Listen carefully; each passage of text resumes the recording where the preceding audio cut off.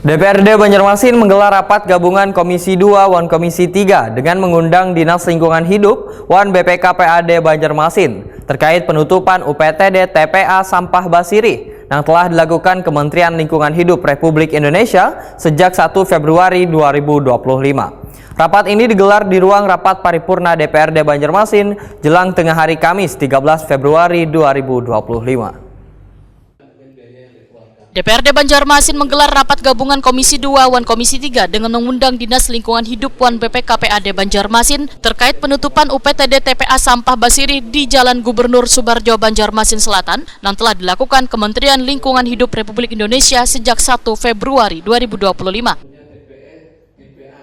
Rapat dipimpin Ketua DPRD Banjarmasin Rikfal Fahruri, didampingi Wakil Ketua DPRD Banjarmasin Hari Wijaya, didampingi Ketua Komisi 2 Faisal Haryadi, Ketua Komisi 3 Muhammad Ridho Akbar, beserta seluruh anggota serta dihadiri Kepala Badan Pengelolaan Keuangan Pendapatan Wan Aset Daerah Banjarmasin Edi Wibowo, Sekretaris Dinas Lingkungan Hidup Banjarmasin Wahyu Hardi Cahyono, Direktur Perumda Pasar Baiman. Rapat digelar di ruang rapat paripurna DPRD Banjarmasin jelang tengah hari Kamis 13 Februari 2025. Sekretaris Dinas Lingkungan Hidup Banjarmasin Wahyu Hardi Cahyono menyatakan Sekda bersama Kepala Dinas Lingkungan Hidup Banjarmasin menghadap ke Kementerian Lingkungan Hidup dengan harapan adanya solusi lantaran permasalahan ratik sudah menjadi sangat besar.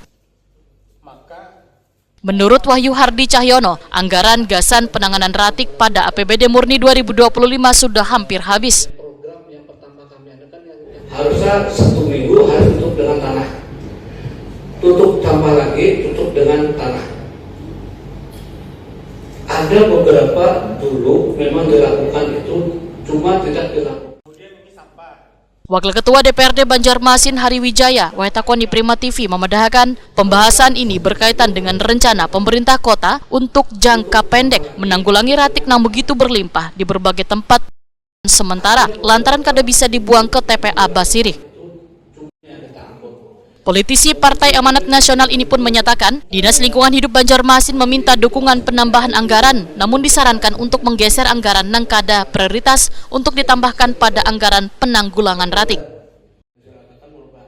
Hari Wijaya meminta pula pada warga untuk turut serta mengurangi tumpukan ratik dengan cara memilah sebelum dibuang ke wadah pembuangan sementara.